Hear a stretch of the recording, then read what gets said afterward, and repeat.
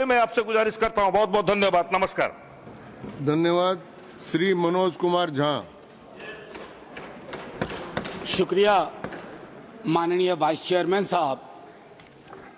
सुकून भी है, अच्छे माहौल में बातचीत हो रही है और आप वहां हैं तो आपके पास अग्निशामक यंत्र भी रहता है आग बुझाने के लिए, ये मैंने महसूस किया है। माननीय उपसभापति महोदय, इस विधेयक पर अपनी आपत्तियां और अपनी आलोचना माननीय मंत्री जी के समक्ष रखूंगा। बिल के मसौदे पे बिंदुवार आऊंगा, लेकिन उससे पहले मैं चंद बातें रखना चाहता हूं।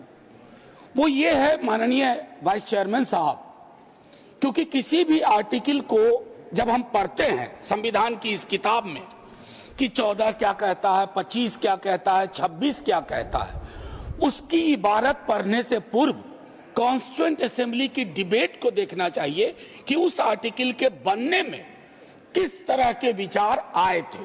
संभवतः माननीय मंत्री जी अगर आर्टिकल 26 ए बी सी की पूरी प्रस्तावना को, उस डिबेट को पढ़ते तो शायद उनका काम एक नॉन स्टैट्यूटरी बॉडी से भी चल जाता, बशर्ते इसके कि इस तरह की चीजें लाएं।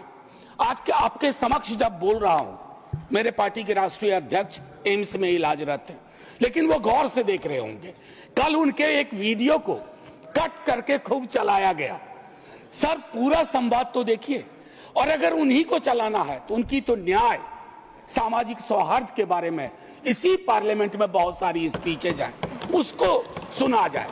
बहरहाल सर, मैं क्यों कह रहा था आर्टिकल के बनने की बात, होता यूं है सर, यूनिफॉर्म सिविल कोड पे बहुत चर्चा हुई, आर्टिकल 44, लेकिन कहा कि देश का माहौल तकसीम के बाद, पार्टीशन के बाद, बंटवारे के बाद ट्रस्ट डेफिसिट था समुदायों के बीच में, तो उसको सेल्व किया गया, डायरेक्टिव प्रिंसिपल्स में रख दिया गया।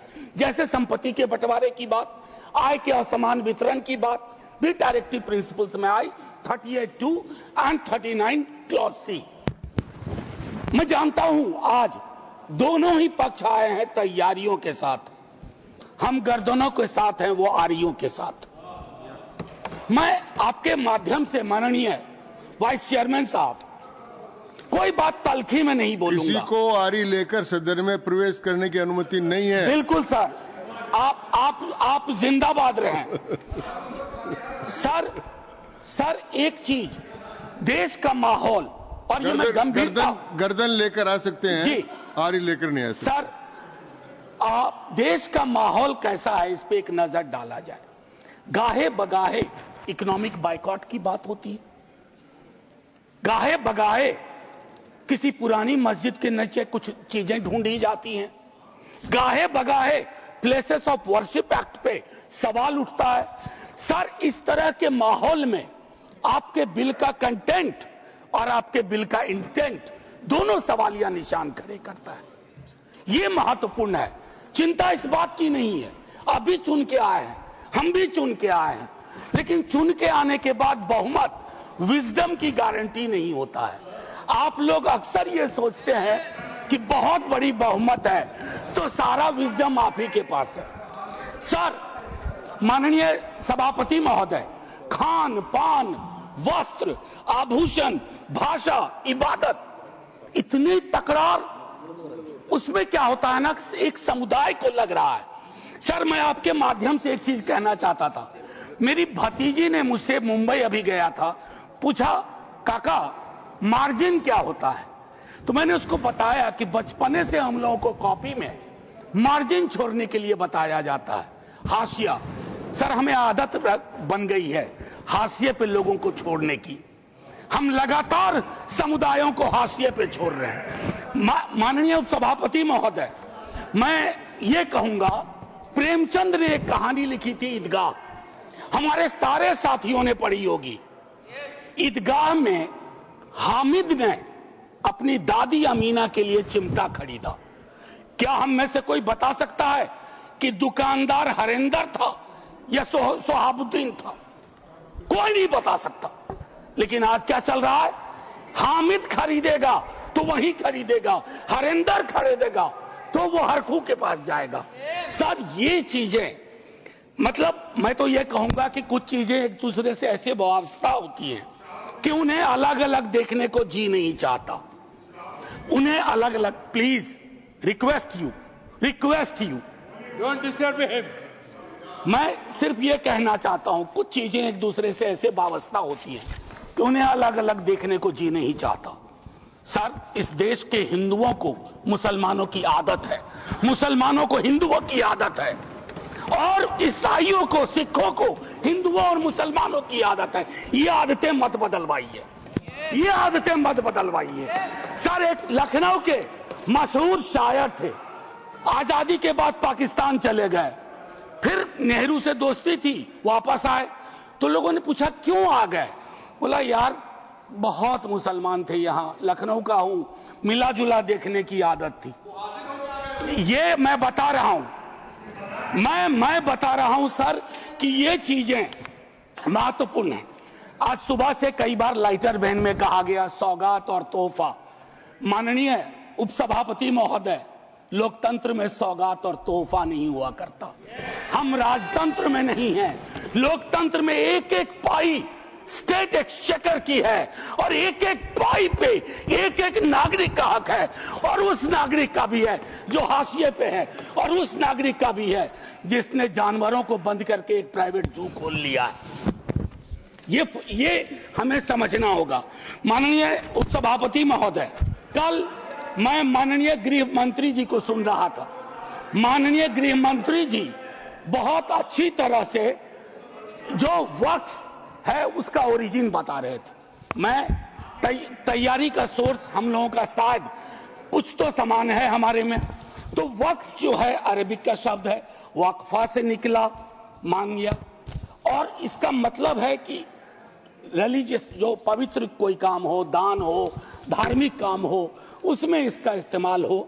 और अलग अलग लोग इसका प्रोनाउंसिएशन अलग करते हैं, कोई वक्फ बोलता है, कोई वकफ बोलता है। ये अलग अलग धाराएं हैं इस देश की। काबा की मस्जिद जो 622 में बनी प्रॉफिट मोहम्मद के time, peace be upon him, वो पहली इस्लामिक वक्फ थी। उसके बाद एक चीज हम सबको याद रखना चाहिए, हम किसी भी धर्म के मानने वाले हों, राष्ट्र की अवधारणा से पूर्व नदियां नहीं बटी थी, संस्थाएं ऐसे नहीं बटे थे, बनते गए, उसमें सुधार भी हुआ। आप पहली बार सुधार नहीं कर रहे हैं, इसमें सुधार आगे भी होगा। मैंने कहा ना कि दिक्कत होती है कि जब आपका इंटेंट और आपका कंटेंट दोनों मैच करता है तो डर लगता है, क्योंकि उस समुदाय के बारे में सर मैं एक बात जरूर कहूंगा। इस बिल को, चूंकि बिल के कुछ बिंदुओं पे आऊं उससे पहले बाबा साहब भीमराव अंबेडकर को इन्वोक किया गया है, और मैं चाहूंगा बाबा साहब भीमराव अंबेडकर, उन्होंने एक लाइन कही थी, उसको बार बार पढ़िए, democracy is incompatible in inconsistent with isolation and excluding minority communities. You have to look at honourable minister from the angle of isolation and exclusion, और ये दोनों चीजें बहुतायत में हैं और अलग अलग जगहों पे हैं। सर, जमीन के साथ किसी व्यक्ति और किसी कौम का क्या रिश्ता होता है, इसको भी समझने की जरूरत है। सच कहूं तो कई बार एहसास ये भी होता है कि with this bill is it a legal cover for bulldozer? That scares me as a citizen of this country. कमाल की बात है, मुसलमान शहरों में रहे, घेट्टो, गांव में गया घुसपैठिया, और उनकी संस्थाएं, उनके बारे में जिक्र हो, कहा कि उसमें तो ओपेक नहीं है, सस्पेक्ट है। कॉन्स्पिरेसी के टोन में बात होती है, कॉन्स्पिरेसी के टोन में। सर, ये उचित नहीं है। आज ही आप ही के सदस्य कहते हैं, राधा मोहन जी, कि 20 करोड़ मुसलमान। सर, अगर एक घर में एक सदस्य मुसलमान है, क्या आप उसको एलिनेट होने दीजिएगा या उसको जोड़ के रखिएगा? उसकी शिकायतों को और उनसे जो शिकायतें हैं वो कैसे दूर होंगी? बैठ करके दूर होंगी। किसी को डॉग विसिल पॉलिटिक्स का उपकरण बना करके अगर आप अलग करना चाहोगे तो वो उचित नहीं है। मैं माननीय उपसभापति महोदय, आपने कहा, मेरे कई सदस्यों ने कहा, नॉन मुस्लिम्स को, मैं तो बड़ा तारीफ करूंगा, खड़ा हो जाऊंगा पक्ष में। अगर इतना सेक्युलर मिजाज इस देश का कर दीजिए कि हर धर्म के संस्थाओं में दूसरे धर्म के लोग हों, इस्लामिक कम्युनिटी में डालिए तो हिंदू में डालिए, सिखों में डालिए, क्रिश्चियंस में डालिए, तब न बात होगी। या सिर्फ तय कर लिया कि सारे प्रयोग या सारा संयोग मुसलमानों को लेकर के होगा, ये उचित नहीं है माननीय उपसभापति महोदय। इसमें क्या है, मैं दूसरी चीज कहूंगा कि संपत्ति वक्फ की है अतिक्रमण के पंजीकरण के संदर्भ में। मेरे संजय जी कह चुके हैं, आपकी खुद की एफिडेविट है कि कितना डिजिटलाइज हो गया है, कितना इंक्रोचमेंट हुआ। एक छोटी सी बात कहूंगा कि एक बहुत बेहतर चीज आपने कही थी और मैंने नोट किया था सर, एक कायदे से, सॉरी, नहीं ढूंढने में जो समय लगेगा, नहीं सर, नहीं मिल गया सर, वो एक्चुअली सर, एक्चुअली एक मिनट सुनो सही सर, सुनो, ढूंढने में जो समय लगेगा उतना अतिरिक्त समय आपको मिलेगा। Thank you sir. इन्होंने कहा, अब देखिए कि 30 बरस में, प्लीज जयराम जी, 30 बरस में सिर्फ 8, सर मैं इस बोनहोमी को तो धन्यवाद कहता हूं, लेकिन इससे मुझ जैसे सदस्य को थोड़ी दिक्कत होती है अपनी बात रखने में। बाकी अपने प्यार के लिए बहुत जगह है इजहार के लिए। मैं सिर्फ ये कह रहा हूं 30 बरस में सिर्फ 8 केसेस आए। क्या कर रहे हैं हम सर? अब वक्फ बाय यूजर, ये बहुत इंटरेस्टिंग चीज है। किसी भी समुदाय की एक स्मृति होती है। माननीय सभापति महोदय, आप मुझे देखिए, मैं भी आप ही को देखूंगा। किसी भी समुदाय की एक स्मृति होती है। कोई मस्जिद कब से यूज में है, कागजात ढूंढोगे। मैं अभी अपने बिहार का अनुभव बताता हूं। हम बहुत छोटी जोत के किसान परिवार से आते थे दादा के टाइम से।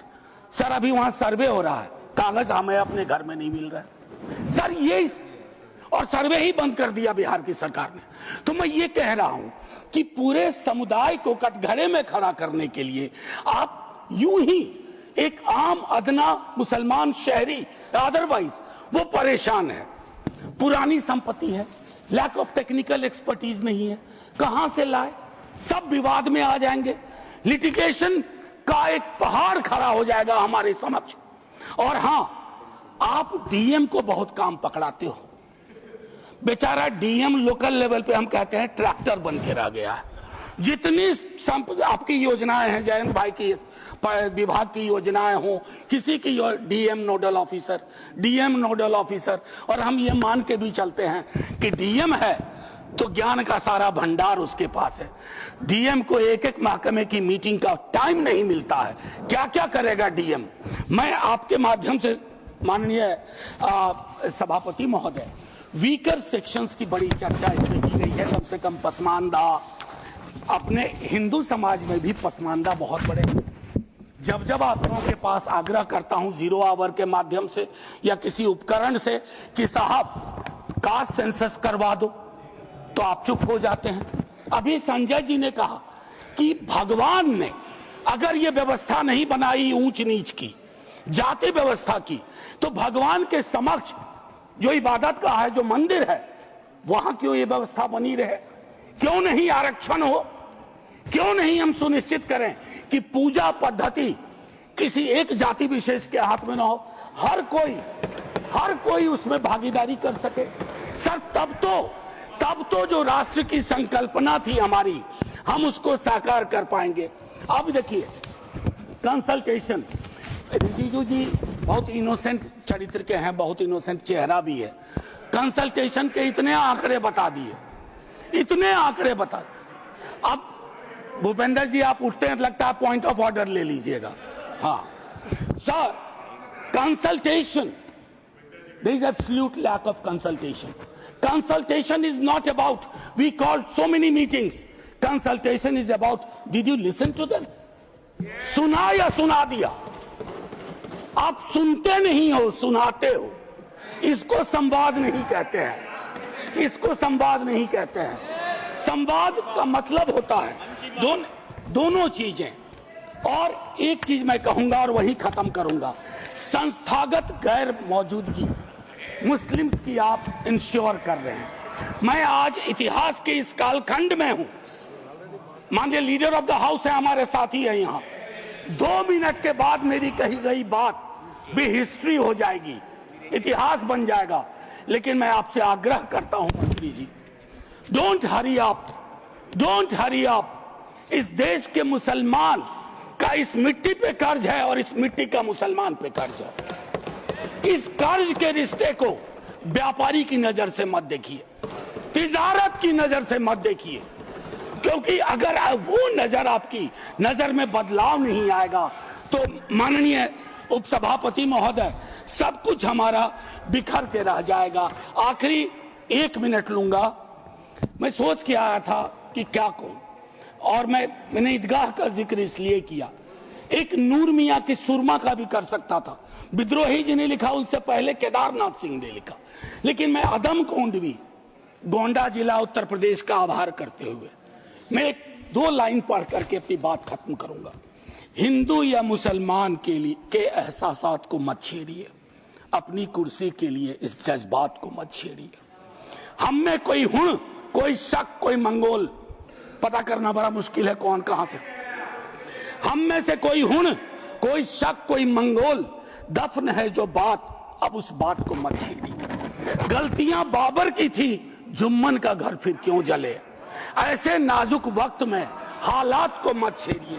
है कहां हिटलर, हलाकू जार या चंगेज खां, मिट गए सब, कौम की औकात को मत छेड़िए।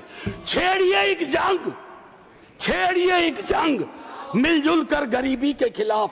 दोस्त मेरे मजहबी नगमात को मत छेड़िए। हाथ जोड़ के कहता हूं सर, इसको फिर से कंसल्टेशन के लिए भेजिए और एग्जीक्यूटिव के डिसीजन को कमतर करिए, एग्जीक्यूटिव के डिसीजन को, इन्फ्लुएंस को कमतर करिए। और पूरी दुनिया नॉमिनेटेड से इलेक्टेड पे जा रही है, आप इलेक्टेड से नॉमिनेटेड पे जा रहे हो। नॉमिनेटेड लोग बड़े खतरनाक होते हैं, ध्यान रखना सर। जय हिंद सर। धन्यवाद मनोज जी।